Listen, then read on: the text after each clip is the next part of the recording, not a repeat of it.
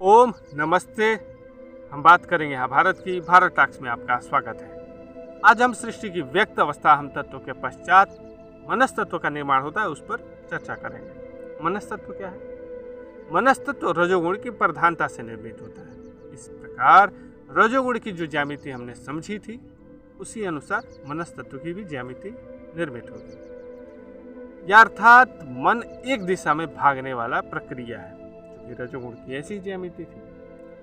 अब समझने का प्रयत्न करते हैं कि क्या वास्तव में ऐसी ज्यामिति निर्मित होती है क्या? मन का गुण कहा गया संकल्प और विकल्प वाला। संकल्प समझते हैं क्या है? जब किसी व्यक्ति को एक ही दिशा में तीव्रता से कार्य करते हुए देखते हैं तो हम कहते हैं यह व्यक्ति बहुत ही संकल्प वाला है। जो करता है उसको जो ठान लेता है वह करके रहता है।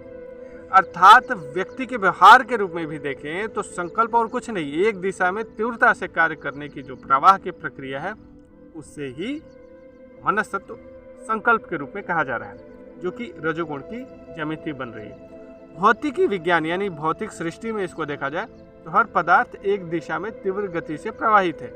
ब्रह्मांड का प्रत्येक सूक्ष्म कण लेके देखें या स्थूल कण तक देखें या स्थूल ब्रह्मांड खगोल के स्तर पर देखें, हर चीज तीव्रता से एक दिशा में किसी न किसी क्षेत्र में प्रवाहित है। वही हमारे अंदर भी प्रक्रिया चल रहा है। हर जीव किसी न किसी एक दिशा एक कार्य में अपने एक उद्देश्य को लेकर पूर्ति हेतु भाग रहा है। अब है क्या कि जितना उन्नत जीव है उतनी ज़्यादा समस्या भी है, क्योंकि फिर 5 इंद्रियां हैं तो 5 दिशाओं में इधर उधर भागता रहे तो जितना उन्नत जीव है उतना ही उसकी मन व्याकुल रहता है, चिंतित रहता है। तो इस अनुसार हमें समझ में आता है कि जो मन का गुण है संकल्प वाला, एक दिशा में तीव्र गति से प्रवाहित वाला ही है। अब मन को समझे कि तीव्रता से इतनी गतिशीलता से प्रवाहित तो रहता है परंतु थकता नहीं है। कारण यह किस प्रकार की ज्यामिति तैयार कर रहा होगा? क्या आप इस प्रकार की ज्यामिति का उपयोग करते हैं? क्या आप तीव्रता से किसी चीज को फेंकना चाहते हैं लेकिन बहुत कम फोर्स के द्वारा, तो किस प्रकार की ज्यामिति का उपयोग करते हैं? खेतों में किसान गोफन का उपयोग करता है इस प्रकार की ज्यामिति का, ताकि वह कम फोर्स के द्वारा तीव्रता से अपना कार्य करता रहे, जो पत्थर है उसको दूर तक फेंकता रहे और कम फोर्स लगे, क्योंकि उसको यह कार्य पूरे दिन करना है। एक कंप्रेसर जो कि अंदर जो भी वाटर होता है, एयर होता है, उसको तीव्रता से बाहर की ओर फेंकने के लिए वो इसी प्रकार की ज्यामिति का उपयोग किया जाता है। नेचर में देखें तो समुद्र में जब चक्रवात होता है तो उसके अंदर इसी प्रकार की ज्यामिति का निर्माण होता है, और यह जो ज्यामिति है बाह्य रूप में इतनी तीव्रता से आती है इस समुद्र के अंदर के कछुए, मछली और अन्य जीवों को तीव्रता से चक्रवात के कारण दूर ले जाकर फेंकता है। तो कभी कभी बारिश के रूप में हम मछली गिरता हुआ देखते हैं, कछुए गिरता हुआ देखते हैं। तो चक्रवात के द्वारा खींच लेता है, आकर्षित करके बादलों के साथ घूमता है, फिर किसी अन्य जगह पे जाकर उसको बारिश के रूप में प्रवाहित कर देता है। तो इस ज्यामिति में इतनी शक्ति है। आप नदियों में और अलग जगहों पे इस प्रकार के चौकोह बनते हुए देखते हैं जो बहुत तीव्रता से अपनी ओर खींच लेता है। तो ये मन का स्वरूप है, तीव्रता से अपने अंदर भी खींच सकता है और तीव्रता से बाहर की तरफ प्रेरित भी करती है गतिशीलता है। तो यह जो ज्यामिति है गणितीय अंक की 7 अंक की ज्यामिति के अनुसार हमें दिखाई देता है। तो महतत्व का 9 अंक, अहम तत्व का 8 अंक की ज्यामिति बनती है। मनस तत्व का 7 अंक की ज्यामिति के अनुसार प्रकृति में इस प्रकार की प्रक्रिया निर्मित होती है। तो यहाँ हमने समझा कि मनस तत्व कुछ नहीं, तीव्रता से एक दिशा में प्रवाहित एक गतिशील शक्ति है। जीव के अनुसार समझे तो ये संकल्प के रूप में तीव्रता से एक ही क्षेत्र में प्रवाहित वही संकल्प कहा जाता है।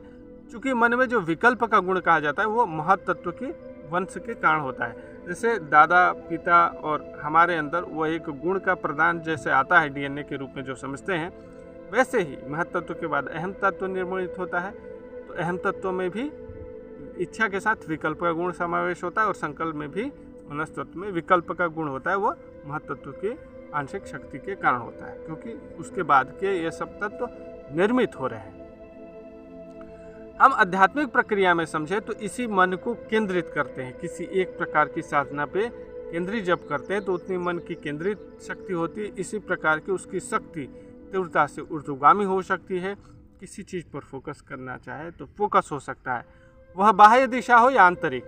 तो पहले यह प्रक्रिया साधना के चरण में भी की जाती है, आध्यात्मिक उन्नति होती, और सारे जगत का जो प्रकट स्वरूप है वह मनस्तत्व के कारण कही गई, क्योंकि मन ही जो महतत्व अहम तत्व ने निर्मित किया था उसको तीव्रता से बाह्य रूप में सृष्टि में प्रक्षेपित करते, फिर तीव्रता से अहम तत्व खींच लेता है। तो महतत्व देखें तो महतत्व जैसे ही सृष्टि को अभिव्यक्त कर रही है, फिर मनस्तत्व उसको बाहर ले जाकर पृथ्वी महाभूत तक का निर्माण कर रही है, फिर अहम तत्व वापस अपनी तरफ खींच ले रही है। यह प्रक्रिया हर क्षण एक सेकेंड में खरबों अरबों बार हो रहा है। इसकी कोई गणना नहीं की जा सकी है सटीक तरीके से, लेकिन यह अति सूक्ष्म समय में घटना हो रही है। जब तक हम आप विचार कर रहे हैं उस समय की अवस्था में यह प्रक्रिया खरबों नील कितनी बार घटित हो जाए इसका कोई अनुमान नहीं। इसलिए मनस्तत्व के व्यावहारिक स्वरूप को समझा, इस तरीके से समझने का प्रयत्न किया, इसमें कोई द्वंद्व न रह जाए, इसमें जो हमारी समझ है संतुलित बनी रहे, हम समझ पाएँ कि मनस्तत्व को संकल्प का गुण क्या कहा जा रहा है। तो इसको अलग अलग तरीके से समझते हैं तो यह समझ हमारी और सुलझी हुई हो सकती है, गहरी हो सकती है। तो इसी तरीके से आगे के तत्वों महाभूतों का भी विषय में समझने का प्रयत्न करते रहेंगे। धन्यवाद। जय हिंद।